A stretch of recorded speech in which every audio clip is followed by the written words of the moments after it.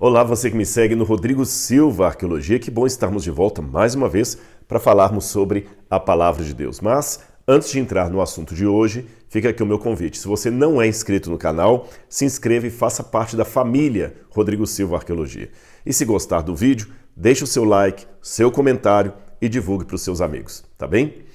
Hoje eu quero falar de uma passagem de difícil interpretação da Bíblia que está na carta de Pedro, na primeira carta de Pedro. Pedro escreveu o seguinte no capítulo 3, a partir dos versos 18 em diante.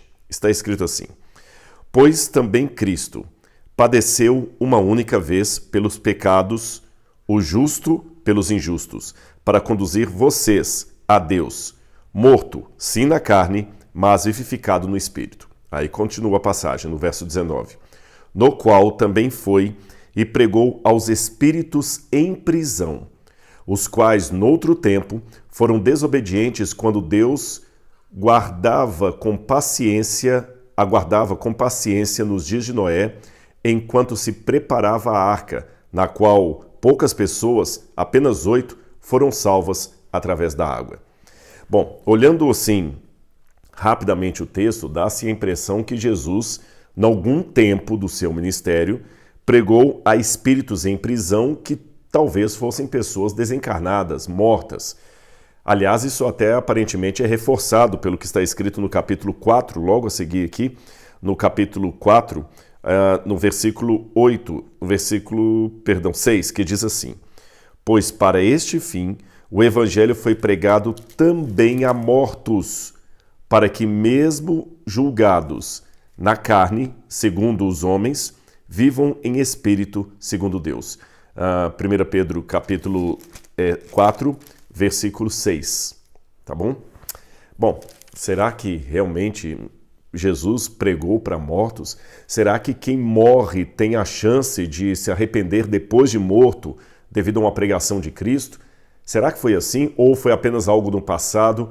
Ou ainda, será que existe outra forma de entendermos esta passagem de difícil interpretação da Bíblia? A princípio, deixe-me dizer que há duas interpretações mais ou menos vigentes entre os teólogos, desde a época da patrística, dos pais da igreja, passando pelos teólogos da Idade Média, depois da Reforma Protestante, até alguns teólogos modernos. As interpretações que eu falei, as duas mais ou menos gerais que há, são as seguintes. A primeira entende que Jesus, depois que morreu, que esse evento aqui se aplica após a morte de Cristo, ele não foi diretamente para o Pai, mas ele desceu ao inferno, onde estavam as almas daqueles que haviam morrido até o evento da cruz. Ou seja, todos que morreram de Adão até a cruz estariam nesse lugar, que alguns chamam de inferno, outros chamam de lugar intermediário, outros chamam de paraíso, cada um dá um nome diferente aí. E nesse lugar, além túmulo, essas almas receberam a Cristo, que desceu até elas e pregou para elas. E aqueles que se salvaram acabaram, ou seja, que aceitaram a salvação, a pregação de Jesus, acabaram subindo com ele para as alturas. Esta é uma interpretação. É lógico que há variantes dessa interpretação. Como eu falei com vocês, alguns chamam esse lugar pós-morte de paraíso, outros já chamam de inferno, outros chamam de lugar intermediário. Ou seja, resumindo, a ideia é que Jesus morreu na cruz do Calvário e, ao morrer, desceu espiritualmente até o mundo dos mortos, aqueles que haviam mortos desde Adão até a sua morte, até a crucifixão, e ali pregou para eles. E aqueles que aceitaram subiram com ele para o céu. Tá bom? Também, ainda como uma variante dessa interpretação, alguns entendem que todos os que foram salvos antes da cruz não tinham ainda acesso até Deus, porque Cristo não havia morrido na cruz do Calvário. Por isso eles estavam num lugar intermediário, aguardando a morte de Cristo para poder finalmente participarem da glória de Deus. A outra interpretação que há, e que também tem muitos teólogos que subscrevem a ela, dizem que esse evento aqui descrito por Pedro, na verdade aconteceu antes da morte de Jesus. E se refere a um tempo, na época do dilúvio, quando Cristo, em espírito, pregou para os antediluvianos, aqueles que viviam na época de Noé. Então não estaria aqui descrevendo uma situação supostamente ocorrida depois que Jesus é crucificado, entre a crucifixão e a ressurreição de Jesus, mas sim uma situação que Jesus pregou lá na época do Gênesis, lá na época de Noé, quando ele foi e anunciou para aquelas pessoas antediluvianas o castigo de Deus que viria através das águas. Eu vou dizer para vocês qual das duas interpretações eu advogo, tá bom? Eu fico com a segunda interpretação e vou dar minhas argumentações para vocês aqui. Respondendo, e cada vez que eu der uma argumentação, é lógico, por tabela, eu estarei respondendo a argumentação daqueles que advogam a primeira hipótese, que Jesus teria, depois de sua morte, descido ao mundo dos mortos e pregado para eles ali. Então, à medida que eu for justificando a interpretação que eu adoto, com outros teólogos, é claro, eu estou respondendo à primeira questão aí. Vamos lá. O primeiro ponto que eu tenho de dificuldade de aceitar uma suposta ida de Cristo ao mundo dos mortos para pregar para eles, é que se Pedro estiver ensinando isto, é a única vez em toda a Bíblia que tem alguma ideia de Jesus ter descido ao mundo dos mortos para pregar para eles. Não há endosso a esse respeito em nenhuma outra parte das Escrituras. Nenhuma, de Gênesis ao Apocalipse. E você sabe que é temerário você sustentar toda uma doutrina cristã em cima de uma única passagem. Se nós não conseguirmos compreender aquela passagem à luz da Bíblia como um todo, é melhor deixá-la em stand-by. Mas sustentar uma doutrina em cima daquela passagem que não tem respaldo no restante da Bíblia, e além disto, até se choca contra os ensinamentos bíblicos, aí que se torna problemático, tá bom? Esse é um primeiro ponto que eu tenho aqui para discordar desta ida de Jesus ao mundo dos mortos. Segundo, vamos analisar a passagem dentro do seu contexto. Isso aqui implica, inclusive, na observação de expressões idiomáticas que aparecem no termo. Quando aqui diz assim, olha, Cristo vivificado no Espírito, no qual também foi e pregou aos espíritos em prisão. Olhando assim pela ótica moderna, parece que espíritos em prisão são fantasmas, seres espirituais que estavam presos, né? Ghost, como diz em inglês, Geist em alemão, aqueles seres de alma realmente platônica que vive a parte do corpo e está presa no mundo da prisão, ali no mundo do cárcere espiritual. Nós não precisamos entender dessa maneira. Há várias passagens da Bíblia que a palavra espírito é usada com muitas conotações que não tem nada a ver com fantasma. Por exemplo, quando a Bíblia fala que o espírito sopra, você tem espírito, não é um fantasma, o ser humano tem o espírito de Deus em si. E há muitas situações em que a palavra espírito significa pessoas vivas. Aliás, sempre que a Bíblia fala de espírito, está se referindo a pessoas vivas. Espírito humano, eu digo, porque tem o Espírito Santo de Deus. Pessoas vivas, tá bom? Eu vou dar alguns exemplos para você. Vamos abrir a Bíblia aqui em Romanos capítulo 8, versículo 16. Olha essa passagem de Romanos, capítulo 8, versículo 16. Vou pegar aqui, Romanos, capítulo 8, versículo 16. Na minha tradução diz assim, olha. Deixa-me ver. O próprio Espírito, está falando do Espírito Santo de Deus, por isso que está com E maiúsculo, o próprio Espírito confirma ao nosso espírito que somos filhos de Deus. E se somos filhos de Deus, somos também herdeiros de Deus e co-herdeiros de Cristo. Olha como Paulo está falando aqui. O Espírito, com E maiúsculo, o Espírito Santo de Deus, testifica ao nosso espírito. Em outras palavras, testifica a nós. Então, Paulo refere-se a nós mesmos como espíritos. Então, aqui, lógico, não está falando de nada de um espírito desencarnado, uma pessoa que está vivendo no limbo, no purgatório, no inferno, no paraíso, em algum lugar além. Ele está falando que o Espírito de Deus fala ao nosso espírito. Quer outra passagem? Vou passar para vocês aqui. 1 Coríntios 16, verso 18. 1 Coríntios, capítulo 16, versículo 18. Vamos abrir aqui e vou mostrar para você outro texto bíblico que coloca espírito como sendo pessoas vivas. Diz Paulo aqui na carta de 1 Coríntios 16, 18. porque trouxeram refrigério ao meu espírito e ao de vocês também. Paulo está falando de uma situação de alegria que ele teve com a vinda de algumas pessoas que ele gostava muito, e ele fala que a presença dessas pessoas com ele, pessoas vivas ali, colegas de ministério, trouxe ao seu espírito grande refrigério e alegria. Ele fala não somente ao meu espírito, mas também ao espírito de vocês. Ora, Paulo estava vivo, todo mundo estava vivo, e quando ele fala trouxe ao meu espírito, ele não está falando em nenhum momento de uma pessoa desencarnada que morreu e está vivendo no além. Mais uma passagem eu quero ler para vocês aqui. Vamos também ver Hebreus capítulo 12, versículos 22 e 23. Hebreus 12, 22 e 23.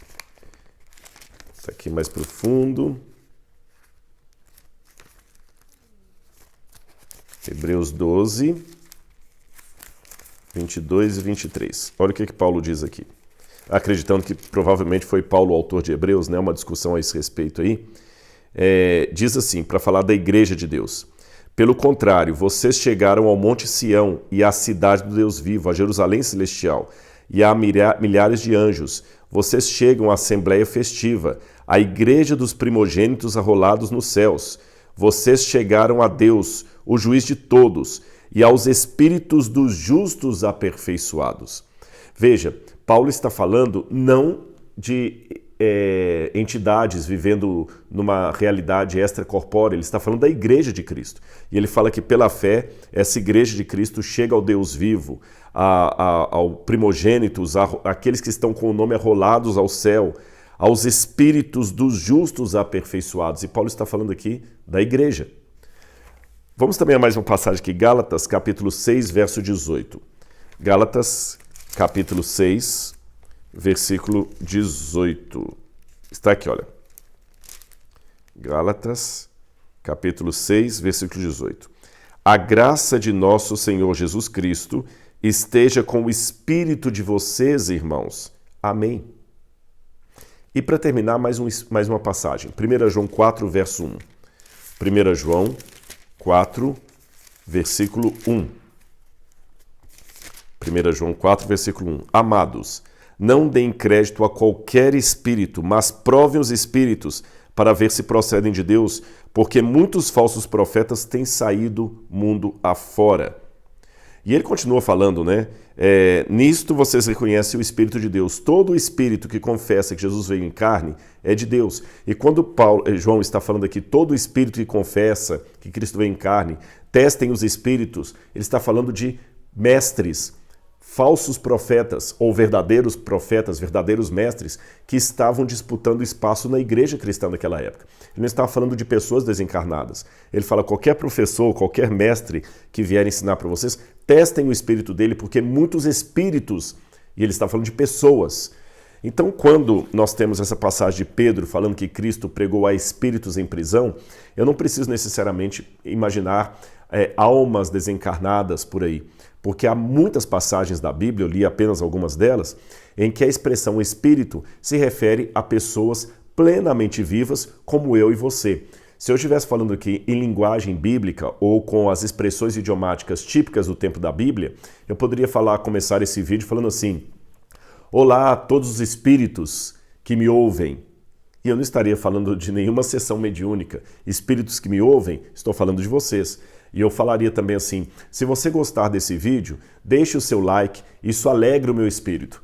Porque o Espírito de Deus fala ao meu espírito para falar ao espírito de vocês, ou seja, eu estaria falando apenas de seres humanos conversando, tá bom? Seres vivos, não entidades extracorpóreas ou que morreram. Então o primeiro ponto é isso, pegar a expressão pregou aos espíritos em prisão como referindo-se a espíritos desencarnados, não tem base bíblica.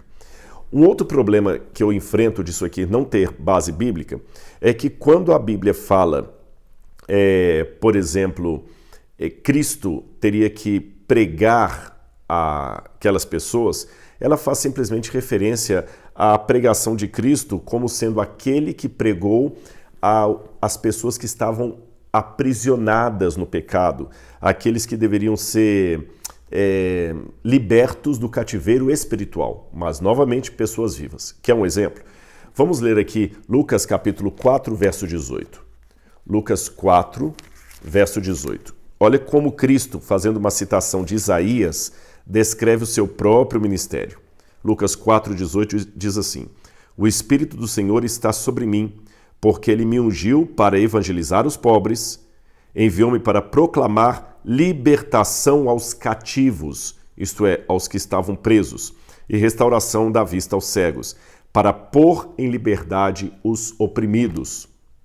Agora, é curioso que quando eu leio os 4 evangelhos, eu não vejo situação nenhuma em que Jesus foi pregar numa cadeia, numa prisão.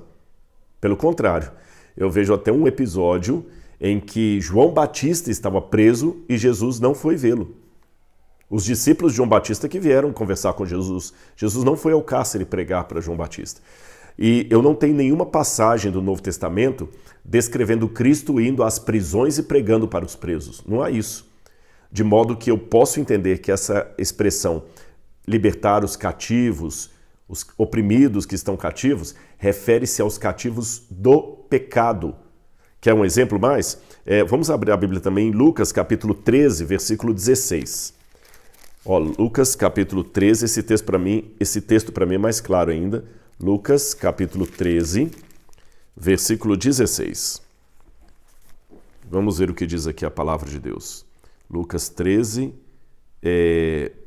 16. Quando Jesus estava num lugar em que uma mulher deveria ser curada e era dia de sábado, houve um BO ali com os fariseus. E Jesus pergunta para eles o seguinte, preste atenção. Por esse motivo, não se devia livrar deste cativeiro em dia de sábado esta filha de Abraão a quem Satanás trazia presa há 18 anos? Veja, Jesus estava falando da cura de uma mulher enferma num dia de sábado. E ao expressar-se a respeito de sua enfermidade, Jesus falou, uma filha de Abraão que o diabo mantém cativo há 18 anos. Convinha a mim libertar do cativeiro.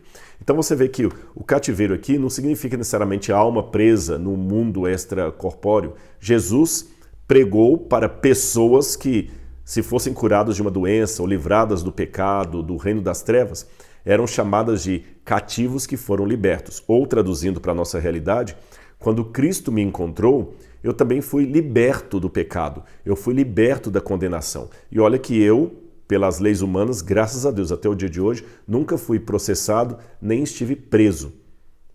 Então eu não preciso estar preso aos olhos da justiça humana para considerar um prisioneiro do pecado que Jesus também acabou de libertar.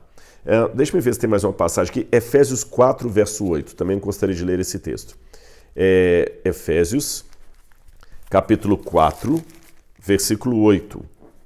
Também tem mais uma passagem que nos ajuda a entender essa questão da escravidão como sendo um símbolo do pecado. Mas, no passado, quando não conheciam a Deus, vocês eram escravos de deuses que, por natureza, não são deuses. Tá certo? Efésios 4, verso 8. Ou seja, quando nós somos escravos, nós somos prisioneiros do pecado. Então, quando fala que Cristo foi livrar, foi pregar a espíritos em prisão, eu não preciso necessariamente entender como espíritos desencarnados que estão presos no mundo dos mortos, mas sim como pessoas vivas que estavam presas pelo pecado, pela doença, pela enfermidade, pela falta de visão espiritual, e a conversão é simbolicamente colocada como sendo uma libertação da prisão. Ok, mas vamos continuar. Será que Cristo realmente esteve no inferno para pregar para pessoas? Essa é outra passagem complicada, porque quando eu vou para a própria carta de Pedro, 1 Pedro, capítulo 1, versículos 10 e 11, eu encontro assim, veja bem, 1 Pedro 1, 10 e 11, diz assim, perdão que eu passei demais aqui, fui para Tiago. 1 Pedro 1, 10 e 11. Diz assim, foi a respeito dessa salvação que os profetas indagaram e investigaram. Ele está falando dos profetas do Antigo Testamento. Eles profetizaram a respeito da graça destinada a vós. investigando qual a ocasião ou quais as circunstâncias oportunas que eram indicadas pelo Espírito de Cristo que neles estava ao predizer os sofrimentos que Cristo teria de suportar e as glórias que teriam depois desses sofrimentos. É o próprio Pedro, na mesma epístola. Pedro está falando assim, olha, aqueles profetas do passado que já morreram, eles profetizaram. Quando que aqueles profetas profetizaram? Depois que eles morreram? Não, enquanto estavam vivos. E como que eles profetizaram enquanto estavam vivos? Eles profetizaram pelo Espírito de Cristo que neles estava. Olha, então isso aqui já me dá uma dica sobre como que Cristo em Espírito vai pregar aos cativos em prisão. Vamos continuar aqui. Outra passagem que chama atenção, que eu quero ler, por isso que eu fui para Tiago aquela hora, é Tiago 2:26.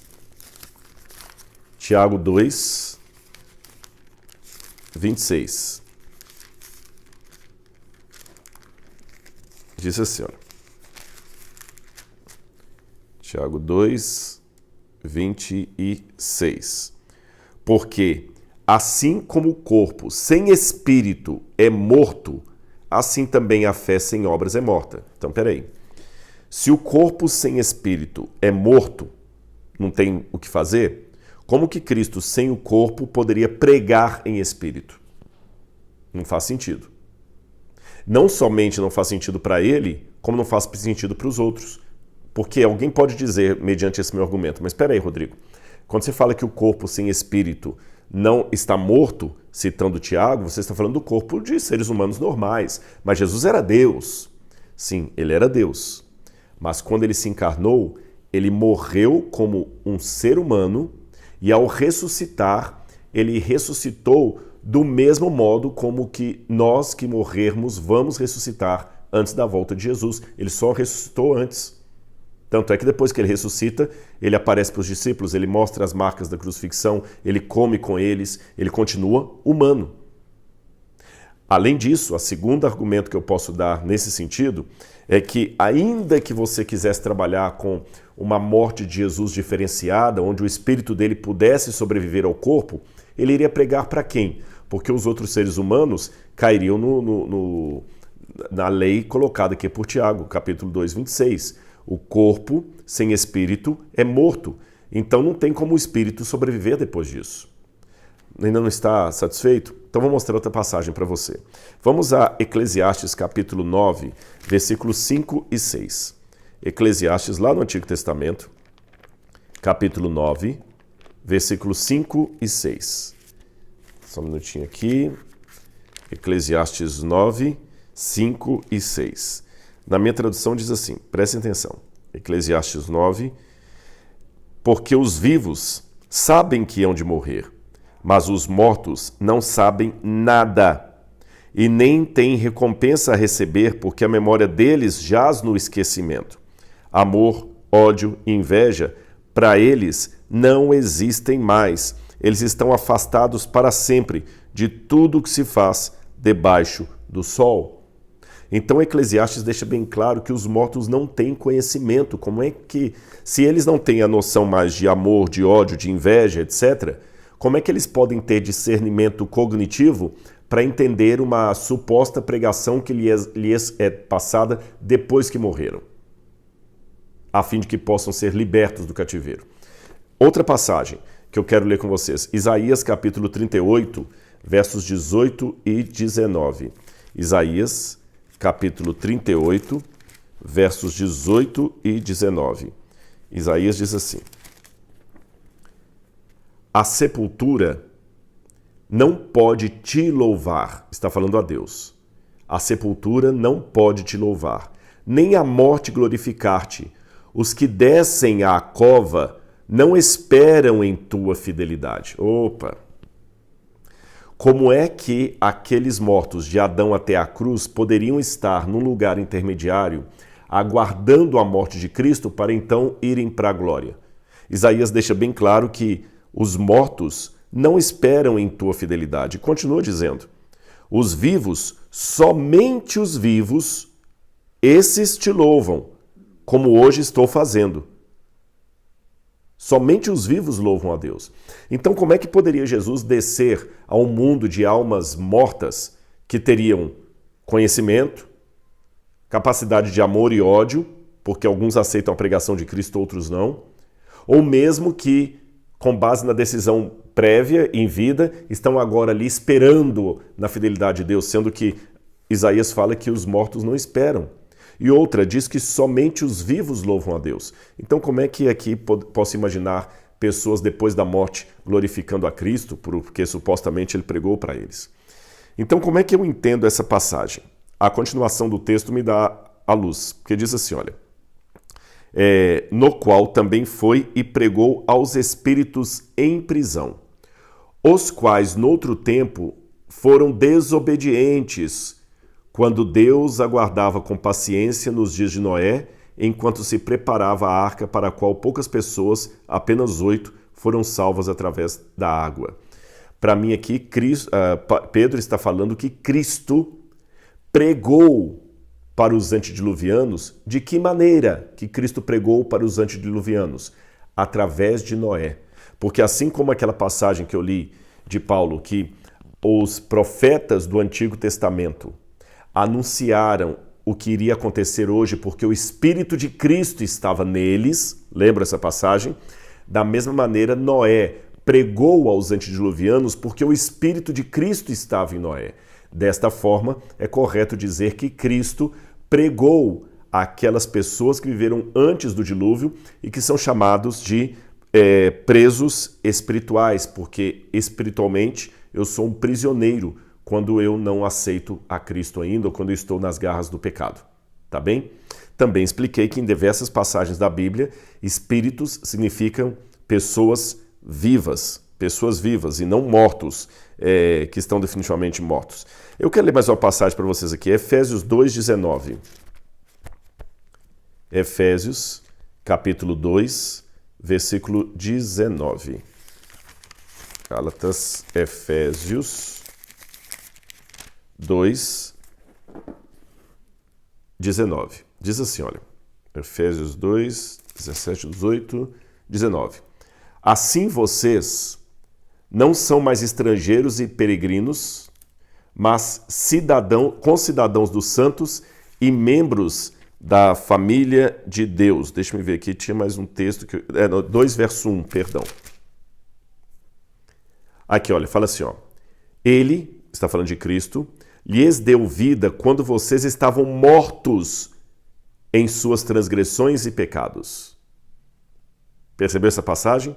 Ele nos deu vida quando nós estávamos mortos em minhas transgressões e pecados. Em outras palavras, a pregação é feita a pessoas mortas, só que estão vivas. Entendeu a questão bíblica? Até que eu encontre a graça de Deus, eu estou morto em meus delitos e em meus pecados. Ainda que eu esteja vivo, respirando, com o aparelho circulatório funcionando perfeitamente, espiritualmente eu estou morto. E é nessa condição de espiritualmente morto que a Bíblia fala que a mensagem chega até mim. Por isso que quando Cristo prega a espíritos em prisão que noutro tempo foram rebeldes como Noé, não está falando em pessoas desencarnadas, mas em pessoas que ainda estão mortas em seu delito. E não necessariamente alguém que realmente está debaixo da terra. Que é uma outra passagem também que esclarece isso. Quando você vai para Mateus capítulo 8, verso 22, você tem um episódio em que Cristo coloca à prova alguns que queriam segui-lo. Eu até fiz uma menção de uma passagem análoga dessa na versão de Lucas, na outra vez. E Jesus falou, na semana passada, e Jesus fala assim para ele, deixa os mortos sepultarem os seus mortos. Quando aquele jovem falou, Senhor, eu te seguirei por onde quer que fores, mas deixe-me primeiro sepultar o meu pai, eu expliquei esse texto semana passada, Jesus fala, deixa os mortos sepultarem os seus mortos. E ele não está falando de cadáveres sepultando cadáveres, muito menos de almas desencarnadas sepultando outras almas desencarnadas. Ele falou de pessoas vivas que ele comparativamente chamou de mortos, simbolicamente chamou de mortos.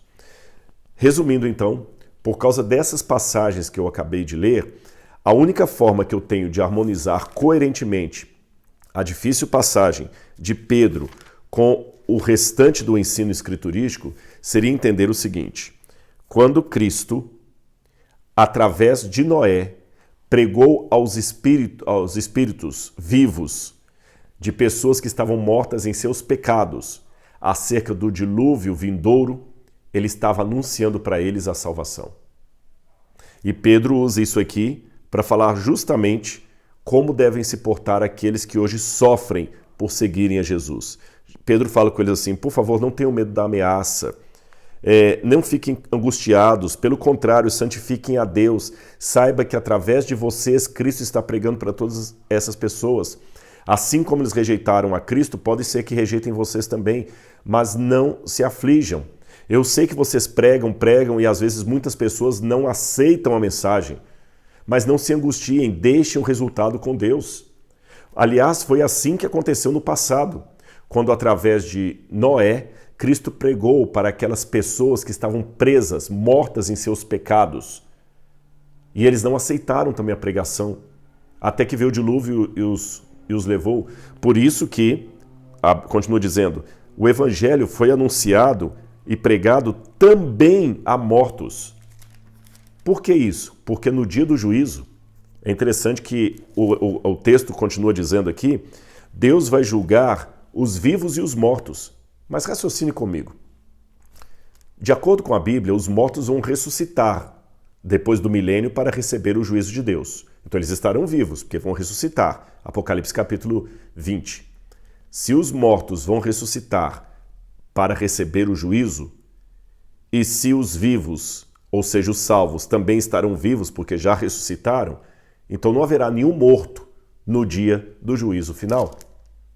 Se não haverá nenhum morto no dia do juízo final, por que Pedro continua dizendo assim: para este fim, o evangelho foi pregado também a mortos, para que, mesmo julgados na carne segundo os homens, vivam em espírito segundo Deus. Que, como diz o credo, há de julgar vivos e mortos. Como se dá isso? É porque aqueles salvos que ressuscitaram estão vivos em Cristo. Os ímpios que ressuscitaram, apesar de estarem fisicamente vivos, continuam mortos em seus delitos, conforme o texto que eu li para vocês de Paulo. Nós estávamos mortos em nossos delitos e o evangelho chegou assim a nós. É assim que eu entendo essa passagem, sem precisar apelar para qualquer tipo de pregação de Cristo após a morte, num suposto estado intermediário da alma. Tá bem? Que Deus abençoe vocês, eu espero ter esclarecido esse assunto e a gente se encontra no nosso próximo vídeo. Até lá!